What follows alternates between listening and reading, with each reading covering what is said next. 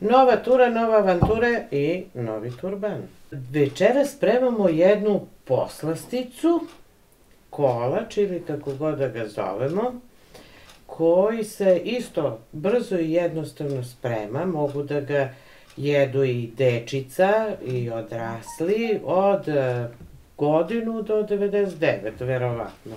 Nema ime, ali zato vama dajem za pravo da u komentarima date najkonstruktivniju ideju za ime kolača, pa ćemo tako i da ga registrujemo. Za početak moramo da uzmemo 2 vangle, jer moramo da odvajamo žumanac i belanac. Jaja.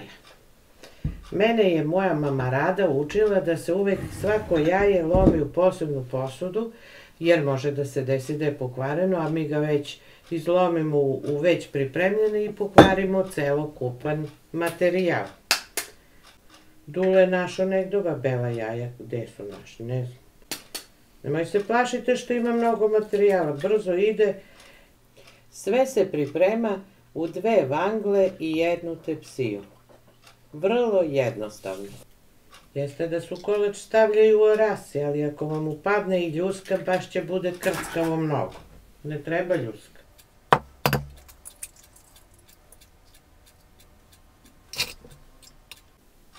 Kad smo odvojili žumanca i belanca, krećemo u akciju. Žumanca ćemo kašikom malo da umutimo, jer ne treba tu neka mutljavina velika. I u žumanca sada dodajemo šećer,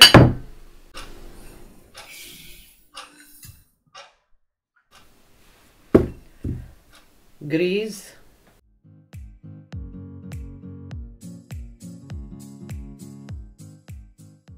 malo promešamo pa dodamo mleko. Mešamo sve vreme dok dodajemo mleko, da se ne bi napravile baš grudve.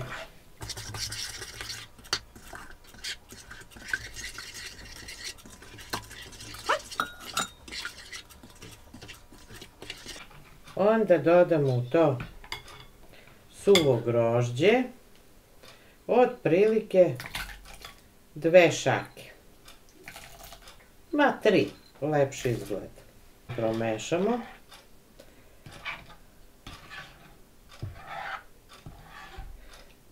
I ovdje je smesa malo ređa. Tepsiju na sunce. Podmažemo malo, može uljem, običnim, maslinovim, kokosovim, koje god koristite. I onda ovu smesu izručimo, izlijemo u tepsiju. Pošto je smesa žitka, naravno grožđe se slije, sve skupi na jedno mesto, onda ga malo razbucamo po tepsiji. Sad sam malo i sa strane. Uvijek zaboravim da ubrus ponesem za snimanje sa sobom. Sad nisam ko da sam znala. Pa ću ovdje malo da obrišem. Bravo za mene. Sad idu u rernu na 220 stepeni. Sad da vam ja kažem prvo šta ja vama spremam kao iznenađenje. Jel vi znate da smo mi iz Niša? Iz Niša, da vam. Pa pošto smo iz Niša, mi ovdje imamo i neke nama drage prijatelje, ljude, komšije, rođake i slične osobe koji će da budu gosti naših video zapisa. Pa ćemo lepo da se družimo. Biće tu i smeha i viceva i zafrkancija, baš će biti zabavno. Od belanaca umutimo čvrsti sneg i dodajemo posle šećer i orahe.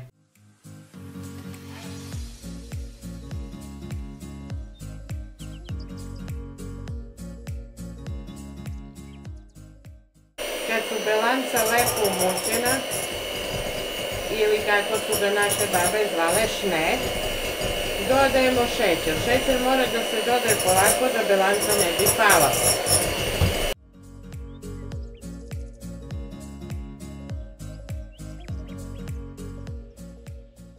Kad je ovako ispečen kolač, stavimo ovaj šam koji smo umutili. Rasporedimo ga lepo i ravnomerno, kako bi ravnomerno i narasao. Onda uzmemo orahe i pobockamo u belanac.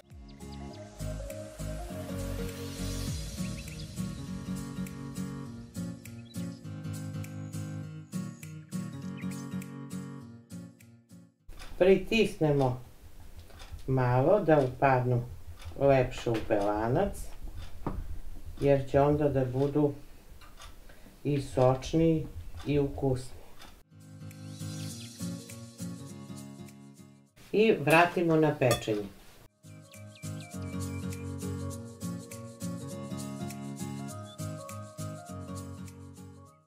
Kad se ispeče ovako nadođe ovaj belanac, on će da padne kako se bude hladio. Mora malo da se prohladi i onda sečemo kolač da probamo.